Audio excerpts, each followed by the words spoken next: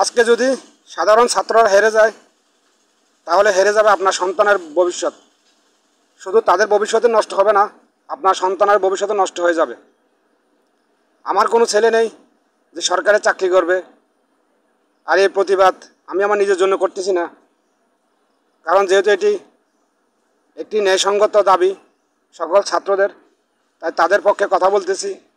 সব ছাত্রলীগের পিতা কিন্তু মুক্তিযোদ্ধা না, তাই ছাত্রলীগ বাদের প্রতি উদাত্ত আহ্বান জানাবো, অন্ততপক্ষে আপনারা তাদের পক্ষে কাজ করতে না পারলে বিরোধিতা করা থেকে হলো দূরে থাকুন। কারণ সাধারণ ছাত্ররা তাদের নিজের জন্য লড়াই করতেছে না, আপনার ভাগের লড়াইটাও তারা করতেছে। এই দেশ আপনার আমার সকলেরই, শুধুমাত্র আমাদের মধ্যে পার্থক্য হলো চিন্তা এবং মতাদর্শের।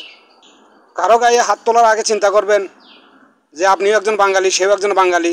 ন্যায়ের পক্ষে কথা বলার চেষ্টা করবেন, ওই ন্যায়ের পক্ষে কথা বলার চেষ্টা করবেন না, অবশ্যই ন্যায়কে প্রতিষ্ঠা করার চেষ্টা করবেন ইনশাল্লাহ।